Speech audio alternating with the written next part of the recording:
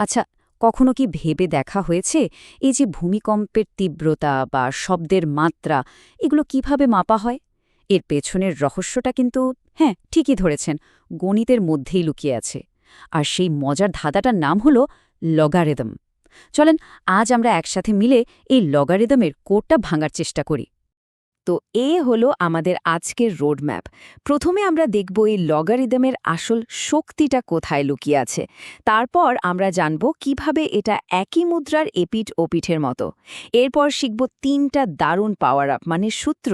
আর সবশেষে এই সব কিছু একসাথে কাজে লাগিয়ে একটা সমস্যার সমাধান করব। তাহলে আর দেরি করা কেন, চলেন শুরু করা যাক। আমাদের প্রথম পর্ব, লুকানো শক্তি। আচ্ছা, লগারিদম নামটা শুনলেই কি মাথায় কেমন জটিল সব সমীকরণের চিন্তা আসে? যদি আসে, তাহলে সেই চিন্তাটা মাথা থেকে ঝেড়ে ফেলুন, কারণ একদমই সেরকম কিছু না। আসলে লগারিদম খুব খুব সহজ একটা প্রশ্ন করে। কি সেই প্রশ্নটা? চলেন সেটাই দেখি। প্রশ্নটা খুবই সহজ। আচ্ছা, ২-এর ওপর কত পাওয়ার দিলে সেটার মান ৮ হবে? মানে ২কে কয়বার নিজের সাথে গুণ করলে ৮ পাওয়া যায়? একটু ভাবা যাক তো। একদম ঠিক। ২ গুণ ২ গুণ ২ মানে হলো ৮। তার মানে ২কে ৩ বার গুণ করলে ৮ পাওয়া যাচ্ছে। সোজা কথায় আমাদের সেই লুকানো শক্তি বা পাওয়ারটা হলো ৩।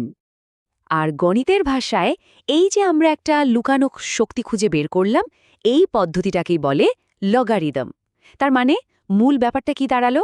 লগারিদম আর কিছুই না, এটা শুধু একটা প্রশ্ন করে পাওয়ারটা কত। এটা আসলে সেই পাওয়ার বা সূচকটাকেই খুঁজে বের করে। এবার আমরা দেখব কিভাবে সূচক আর লগারিদম আসলে একই মুদ্রার এপিটোপিট। এটাকে এভাবেও ভাবা যায় যে আমরা যেন দুটো ভাষার মধ্যে অনুবাদ করা শিখছি। এই যে দেখুন, এটা আমাদের সবার পরিচিত সূচকীয় বা এক্সপোনেনশিয়াল ফর্ম। এখানে হলো বেস বা ভিত্তি, এক্স হলো পাওয়ার, আর এন হলো আমাদের ফাইনাল রেজাল্ট। আর এইটা হলো তারই লগারিদমিক রূপ। কি দারুণভাবে সবকিছু জায়গা বদল করে ফেলল, খেয়াল করেছেন? বেস চলে গেল লগের নিচে, রেজাল্ট এন চলে আসলো পাশে, আর আমাদের আসল হিরো মানে পাওয়ার এক্স সে চলে গেল সমান চিহ্নের ওপাশে। এটাই হলো সূচক আর লগারিদমের মূল সম্পর্ক। একই কথা, শুধু বলার ভঙ্গিটা আলাদা। এই টেবিলটা একবার দেখুন, এখানে বেশ কয়েকটা উদাহরণ দিয়ে দেখানো হয়েছে যে এটা কোনো একবারের ব্যাপার না, এটা একটা নিয়ম। যেমন আমরা সবাই জানি 10 স্কোয়ার মানে 100। এটাকে যদি লগারিদমের ভাষায় অনুবাদ করি তাহলে দাঁড়ায় লগ বেস 10 100 ইকুয়ালস টু 2। দেখুন, দুটোই কিন্তু আসলে একই কথা বলছে। তো বেসিক জিনিসটা তো বোঝা গেল। এবার লগারিদমের সবচেয়ে মজার অংশে আসা যাক। আমরা এখন ৩টা বিশেষ পাওয়ার আপ বা সুপার পাওয়ার শিখব, যেগুলো দিয়ে বড় বড় আর জটিল অঙ্ককে একদম সহজ করে ফেলা যায়। চলেন দেখে নিই এই পাওয়ার আপগুলো কি কি। এই হলো আমাদের ৩টা পাওয়ার আপ। প্রথমটা কি করে? বিশাল বড় গুণকে বানিয়ে দেয় ছোট্ট একটা যোগ। দ্বিতীয়টা জটিল ভাগকে করে ফেলে সাধারণ বিয়োগ। আর ৩ নম্বরটা, যেটা সবচেয়ে শক্তিশালী, সেটা পাওয়ারের মতো একটা জটিল জিনিসকে টেনে নামিয়ে সাধারণ গুণের পর্যায়ে নিয়ে আসে। কি দারুণ, তাই না? চলেন এবার একটা একটা করে দেখি। এটা হলো আমাদের প্রথম পাওয়ার আপ, গুণফলের সূত্র বা প্রোডাক্ট রুল। নিয়মটা খুব সোজা। যদি লগের ভেতরে দুটো সংখ্যা গুণ অবস্থায় থাকে, তাহলে আমরা তাদেরকে আলাদা আলাদা লগ দিয়ে যোগ করে দিতে পারি। ভাবুন তো, কত বড় একটা গুণকে কত সহজে যোগে পাল্টে ফেলা গেল। এতে হিসাবটা অনেক সহজ হয়ে যায়। এরপর আসছে ভাগফলের সূত্র বা কোশেন্ট রুল। এটাও আগেটার মতোই।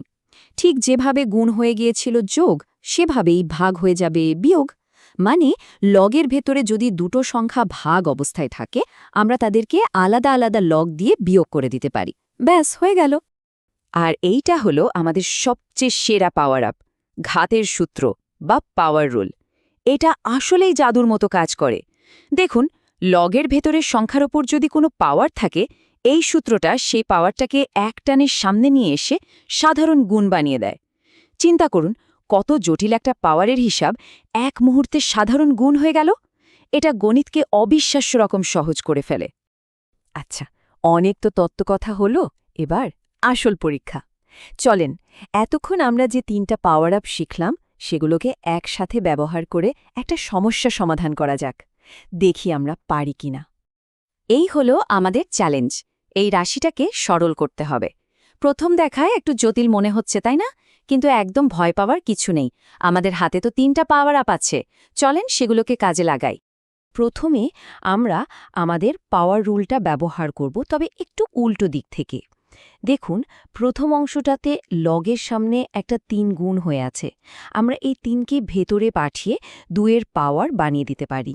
তাহলে এটা হয়ে গেল log base 10 2 to the power 3। আর 2 এর কিউব তো 8, এটা আমরা সবাই জানি। তাহলে এখন আমাদের রাশিটা দেখতে কেমন হলো?